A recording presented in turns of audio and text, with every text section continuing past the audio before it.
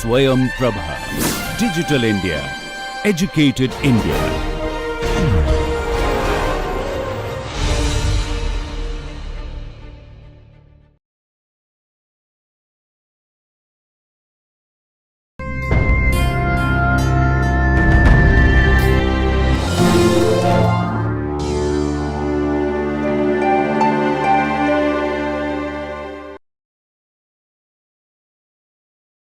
So, let me explain this.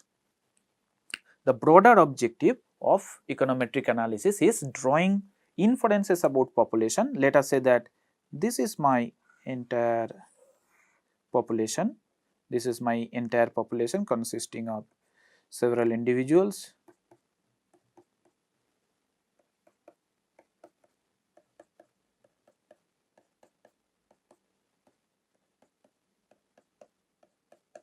This is my population, okay?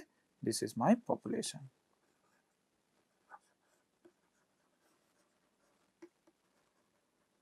This is my population. So, I want to study the consumption behavior of this particular population. Let us say that we are talking about the consumption behavior of the entire Tamil Nadu. And what is the consumption behavior? The consumption behavior, what we have previously mentioned, we will study how the people in Tamil Nadu they behave when their income changes. Okay, as income changes, what is the additional change that these individuals in the population of Tamil Nadu they make in their consumption? But what we will do, we will not go to each and every individual of Tamil Nadu, because there are so many individuals residing in Tamil Nadu, and it is actually not possible to go to each and every individual and collect data, right? That is a very time consuming and costly affair. Rather, what we will do, we will collect a sample from this population. Let us say that I have collected a sample of 1000 individuals from this population. Okay.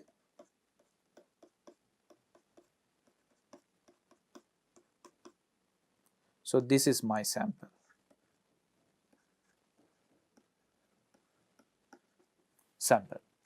So, that means if you think about, by observing this sample, we will collect this sample and then we will analyze, we will apply econometric tool on this sample, and then we will try to infer something about the population.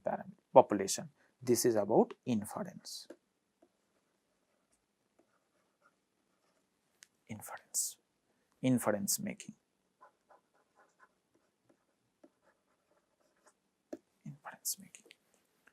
Okay.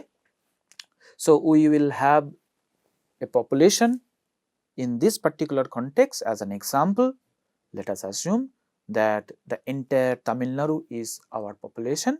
From that particular population, we have collected a sample of, let us say, 1000 individuals. Okay. Then we will apply econometric tools on the sample, and then we will try to infer something about the population. Okay. This is basically the first objective of econometric analysis. So, in terms of the population, what is the particular econometric model that we have specified? Yi equals to alpha plus beta xi plus ui. Okay. Now, look at earlier when you were talking about mathematicians' objective and mathematical models, we were talking about only yi equals to alpha plus beta xi. We never introduced this ui term there. Now, here I have introduced the error term as well, which is ui, and this error term basically captures the other important variables which are not included in my model, but they are also having some kind of impact on your consumption. And it is very easy to understand that apart from income there might be many other variables that might have some impact on your consumption. Maybe your gender, whether you are a male or female, maybe your taste and preference, maybe your age, maybe your education, so on and so forth. So, all these variables are not included in the model. Even though you include all those variables in the model, consumption is basically an human behavior. Human beings, they don't behave like a computer. So, even if you know somebody's income, somebody's consumption, somebody's age, somebody's education, it is very difficult to predict exactly what will be the individual's consumption. That is why before conducting econometric analysis, we convert the mathematical model into a statistical one by adding this stochastic error term. Okay? This error term ui basically captures the influence of other variables, other omitted variables on the consumption. Okay? So, we will specify this model, and then what we will do, we will collect the sample, and from the sample we will estimate alpha hat and beta hat from the sample. So, from the sample we will get alpha hat and beta hat, and using this alpha hat and beta hat, what we will do, we will try to infer something about the true population parameter. Okay. So, our true population parameter is alpha and beta, because that represent alpha beta basically explains the structure of the population. That means, they explain the behavior in the population. They are actually unknown population parameter, and the sample counterpart of those population parameter are known as sample statistic. So, the objective of the entire econometric analysis is basically drawing inferences about the true population parameter alpha and beta from the sample statistic alpha hat and beta hat. This is the first objective of econometric analysis, which is drawing inferences about the population. And how we will do this is, this particular figure explains how we actually do about it. We have a population, we collect a sample, and then we estimate the econometric model using econometric tools. And how will you estimate that, I will explain in a later part of our discussion. Once you estimate, you will get alpha hat and beta hat. They are basically the sample counterpart of the true population parameter. Then using this alpha hat and beta hat, we will draw some inferences about alpha and beta, the unknown population parameter, and our objective is to, we will estimate alpha hat and beta hat in such a way that alpha hat and beta hat is as close as possible to the true population parameter alpha and beta. Okay. So, this is the first objective of an econometric analysis. This is the first objective. Then what is the second objective? Second objective is estimating a causal relationship between the dependent and independent variables. Here I am using two new terms, dependent and independent variable. So, in our example, when we are talking about the consumption income relationship, consumption is called the dependent variable because that is dependent on somebody's income. Okay. We are assuming that consumption is a dependent variable and income is the independent variable. In this model, this is a very simplistic model, we have included only one variable. So, that is why it is called a simple two variable model. And then what we are trying to establish, a causal relationship between income and consumption. Now, we have to keep one thing in mind. If you recall, initially we mentioned that econometrician's role is like an artist. So, here you assume econometric analysis per se will not tell you what should be the dependent variable and what should be the independent variable. That should come purely from your own understanding or from the existing theory, right, from the existing theory. So, when you are trying to when you are trying to formulate the econometric model, then you have to take help from the existing literature, or you have to apply your own logic to decide among these two variables between income and consumption, what should be the dependent variable and what should be my independent variable. So, when you are thinking income as a independent variable, it is very easy to establish the link between income and consumption, because generally it is income that leads to somebody's consumption. But is it possible to think in another way? Can consumption also lead to income? Apparently, you may think, no, it is not possible. It is only income that should lead to consumption. But how consumption will also lead to income? Yes, it is possible. For that, probably what we should do, we should think about one macroeconomic identity. If you are aware of national income identity, where Y is basically equals to C plus I plus G. C is consumption expenditure, I is investment expenditure, G is the government expenditure. Now, in this, see here consumption is basically leading to income. So, that means at the macro level, consumption also leads to income. This is by expenditure method at the macro level.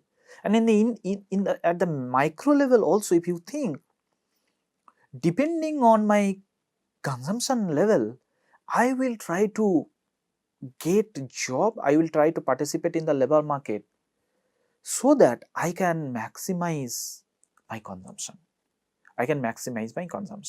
Because if you think of, the individual is facing a particular utility function, where utility is, let us say, a function of consumption and the amount of leisure that I will take. So, mode is the consumption, mode I will have the utility or satisfaction, and to get the optimum level of consumption, I should have the optimum level of income as well. Okay, optimum level of income, which is, let us say, income star. So, depending on, now this C star may vary from person to person. You may have a higher level of consumption, for which you might be willing to participate in the labor market, you might be willing to supply more labor than me, because my demand for this consumption, my consumption is lower than yours, right, lower than yours. So, depending on the individual's consumption, they will participate in the labor market, they will decide what type of job to take in the labor market, and they will also decide how much labor hours to supply in the labor market. We have already explained, these are all economic data. So, that means what I am trying to say, consumption can also lead to income at both micro as well as macro level. So, what type of econometric model you will specify? You will specify whether you will specify y equals to alpha plus beta xi or x equals to alpha plus beta y, that depends on your research objective. That is why it is the researcher, it is the econometrician, he himself or herself has to decide about the dependent and independent variable. Econometric analysis per se will not tell you what should be your dependent and independent variable. Okay. So, once you specify the model, then you can establish, once you specify your dependent and independent model, then you can actually establish the causal relationship, okay, by looking at the values of that beta hat, what you have estimated from your model, okay, what you have estimated. And then lastly, we can use econometric models for forecasting as well. How will you use that? Suppose this is your consumption function, y equals to alpha plus beta xi plus ui, this is your model, and after estimation from the sample you have got this one.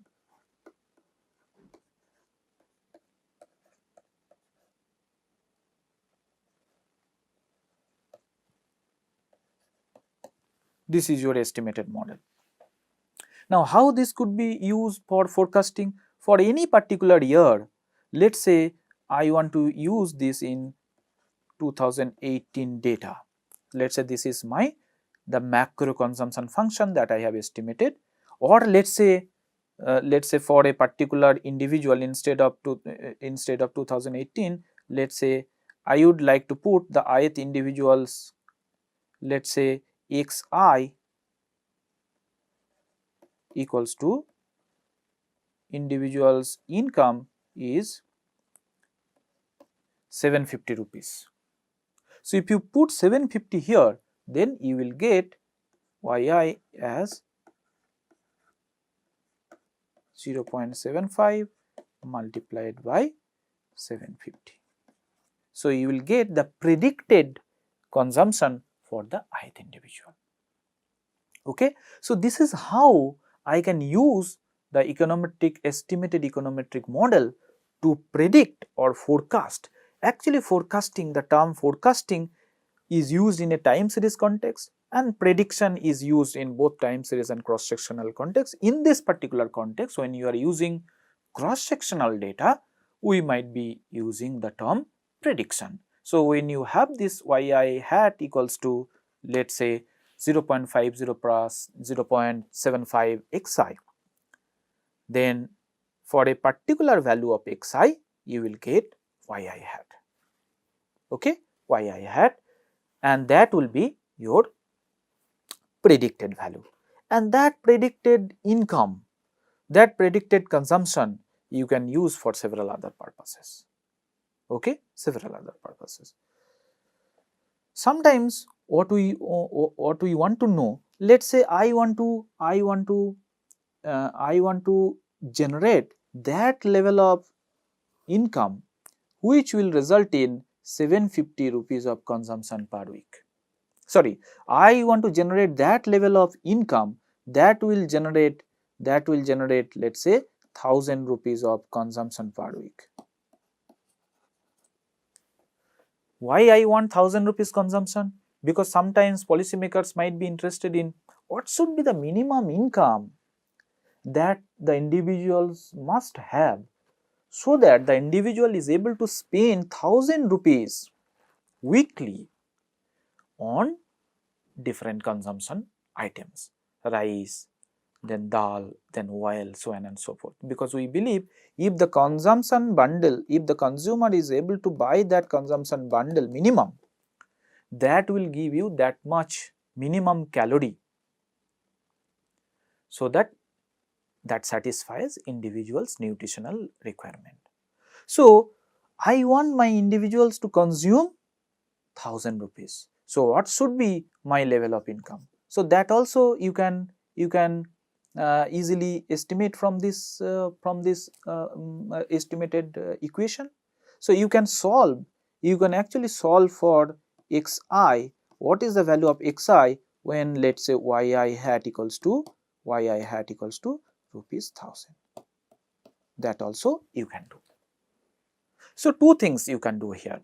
You can plug in any value of xi, and that will result in corresponding yi hat. If I put xi equals to 750, then basically you will get a corresponding yi hat value. That is a prediction. Given any value of xi, I can always predict the value of yi. Okay. When my objective is not to predict the value of yi given the value of xi, what I would like to derive, let us say, what should be my corresponding xi value, so that my predicted income, predicted consumption is 1000 rupees. Because with 1000 rupees minimum income, what should be my minimum consumption, what should be the value of xi, so that the consumer can spend minimum 1000 rupees, because this minimum 1000 rupees will help, is required to buy that consumption bundle that will give the minimum nutritional value. This is how sometimes the poverty line is defined by the policymakers. Policymakers, they know this 1000 rupees is consumption is required. Now, to sustain the 1000 rupees consumption, what should be my level of income? Whether the existing level of income is enough or whether additional support to be given. Okay, support to be given. For example, let us say if the 1000 rupees consumption requires, let us say 1500 rupees income, okay, income. So, then policymaker will decide how many individuals are actually having this 1500 income on weekly basis. Okay. So, this 1500 rupees income, if they are not having, then government has to provide external support. So, this is one utilization of how you use this model, econometric model, for prediction and for forecasting. Forecasting is a time series phenomenon. As I said that, let us say this is a time series data collected from several years of GDP, and let us say GDP, your consumption is a function of, let us say, GDP, and you plug in any year's value on xi, okay.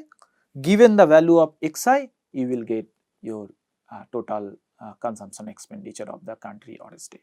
So, if you have time series data for any particular year, you put your xi, you will get your yi hat, okay, yi hat. So, that means you can also use this estimated econometric model for forecasting. So, that means with this we have completed our discussion on the objectives of an econometric analysis. Firstly, drawing inference about the population, specifically drawing inferences about the population parameter alpha and beta with the sample statistic alpha hat and beta hat, and then estimating a causal relationship between the dependent and independent variable. How will you get the relationship? Depending on whether the coefficient of the independent variable, here beta is the coefficient of income. Depending on whether the beta is statistically significant or not, we will establish whether income actually is causing consumption or not. How will you check the statistical significance? That we will discuss in a later part of our discussion. So, for the time being, just keep in mind that testing causal relationship basically comes from checking the significance of the estimates of true population parameter beta, which is beta hat, and then forecasting. Once you estimate the model, you use any particular value of x, you will get a corresponding value of y. If it is a cross sectional data, we generally say prediction. If it is a time series data, at the macro level, you are trying to predict the consumption of a particular state or country, it is called forecasting. These are the three objectives of an econometric analysis.